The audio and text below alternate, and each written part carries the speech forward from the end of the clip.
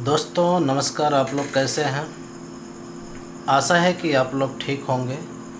जहाँ भी होंगे सेफ रहिए, सुरक्षित रहिए और हर कदम पे आप अपने को ये देख लीजिए कि हम जो भी कार्य कर रहे हैं सुरक्षित हैं कि नहीं।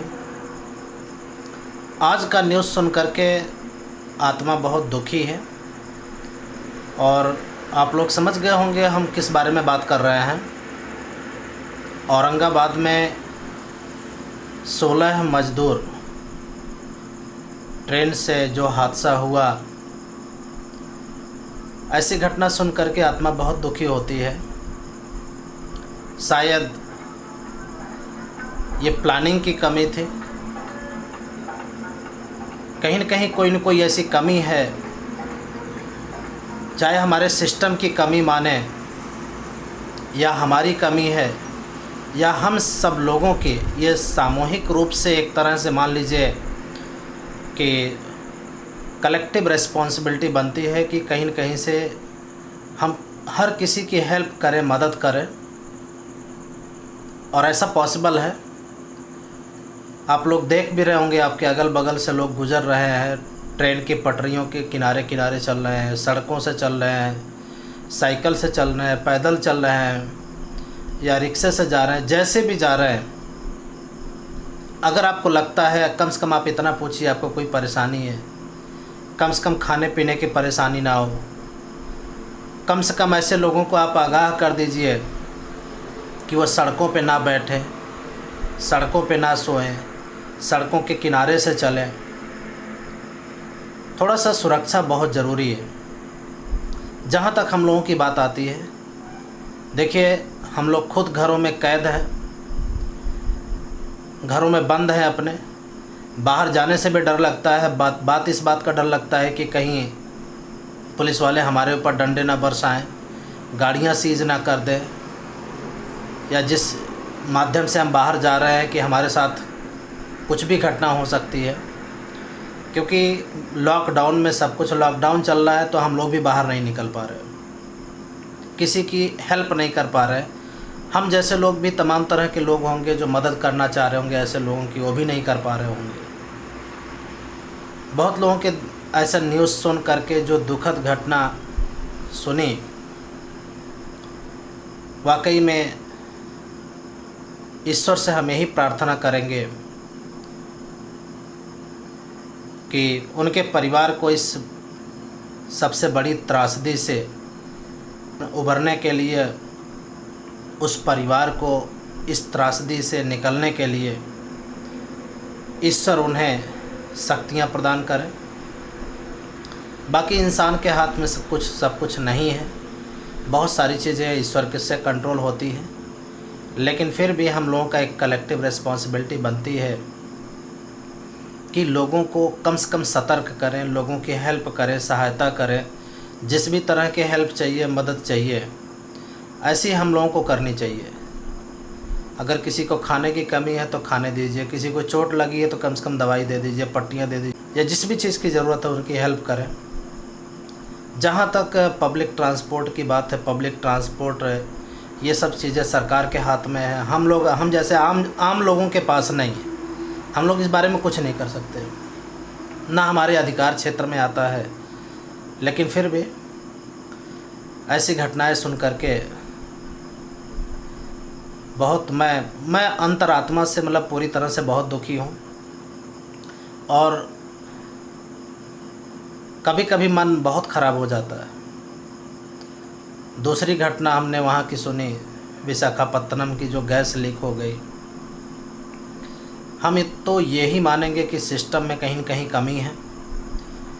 सन 84 में जब भोपाल गैस ट्रेजेडी हुई थी, भोपाल गैस त्रासदी आप लोगों को याद होगी या बहुत लोगों को याद होगी।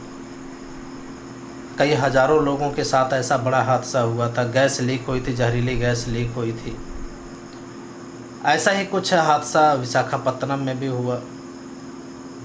तो जो टेक्निकल लोग इस काम में लगे हुए हैं, जो चेक करते हैं कि भाई सेफ्टी सिक्योरिटी मेजर्स जो सरकार के बनाए गए हैं, नॉर्म्स बनाए गए हैं इंडस्ट्रियल सेक्टर में, वो सब रेगुलरली चेक होना चाहिए, देखना चाहिए क्या हो रहा है क्या नहीं हो रहा है। लोगों को वहाँ से दूर रखना चाहिए, ऐसे लोगों को, ह्यूमंस वहाँ पे ना हो। कंट्रोल करने के लिए सारे मेजर्स हो, क्योंकि हम लोग वैसे भी एक त्रासदी पहले भी झेल चुके हैं सन 84 में। तो दोबारा आज के 36 साल बाद, 84 से लेके 2020 चल रहा है और 36 साल हो गया, 36 ईयर हो गए। क्या टेक्नोलॉजिकल डेवलपमेंट नहीं हुआ? क्या तकनीक में परिवर्तन नहीं हुआ? या नई नई टेक्नोलॉजी मशीनरी नहीं आई? तो जहाँ भी इस तरह की चीज़ें हैं ये सब बदल देना चाहिए। इमरजेंसी सिस्टम, इवैक्यूएशन सिस्टम, ये सारी चीज़ें पूरी प्लानिंग होनी चाहिए कि अगर कुछ ऐसा होता, क्योंकि हम लोगों को पहले से पूरी प्रिपरेशन होनी चाहिए। कभी भी कुछ हो सकता है, कोई भी घटना दुर्घटना हो सकती है। तो फैक्ट्रियों को, इंडस्ट्रीज़ को या गवर्नमेंट को ऐसी प्लानिंग पहले से कर लेनी चाहिए कि अगर ऐसा कुछ होता है तो हमारे पास सफिशिएंट बजट हो, पूरी प्लानिंग हो, पूरी तैयारी हो। तो मैं तो यही कहूँगा कि अगर इस तरह अफेक्टेड लोग हैं कहीं पे, लोगों की हेल्प करिए, मदद करिए। आप जितना कर सकते हैं, खाने की व्यवस्था, कपड़े की व्यवस्था, आप आस पड़ोस में, अपने अगल बगल गांव में अगर ऐसा कुछ दिखता है कोई, तो आस पड़ोस में कर सकते हैं। जो लोग जा सकते हैं, हेल्प कर सकते हैं। मुझे भी टाइम मिलेगा तो मैं भी करूँगा। चाहे पैसे की मदद हो सकती है, कपड़े की मदद हो सकती है, खाने की मदद हो सकती है। बाकी हम लोग गवर्नमेंट को PM केयर फंड में जो भी अपना देना है फंड, हो तो हमने ऑलरेडी दे भी दिया है, आगे भी देते रहेंगे। लेकिन पता नहीं क्यों आंतरिक रूप से हमें वो संतुष्टि नहीं मिलती। कहीं न कहीं हमें लगता है कि अगर डायरेक्ट हम किसी की हेल्प करते हैं, मदद करते हैं, उस आदमी तक वो चीज़ें पहुंचती हैं तो वो ज़्यादा अच्छी होती है। माध्यम अभी सरकार का बनाया हुआ माध्यम है कि जो पैसे हमारे से पहुंच करके PM केयर फंड में जाएंगे, वहाँ से लोगों तक पहुँचेंगे। तो ये तो एक सिस्टम बना हुआ है। लेकिन ऐसी कोई मदद अगर हम खुद करते हैं किसी को, तो वो ज़्यादा कारगर होता है। आप लोग करते हैं तो ज़्यादा कारगर होता है। जो बेफजूली वाले खर्चे हैं उसको बचा दीजिए 1-2 महीने के लिए, और आम लोगों की मदद करिए। ऐसे गरीब, बेसहारा, मज़दूर जो ऐसे लोग हैं जिनको आपको लगता है कि नहीं वाकई ये कंडीशन ठीक नहीं है इनकी, तो उनकी हेल्प, मदद अवश्य करनी चाहिए।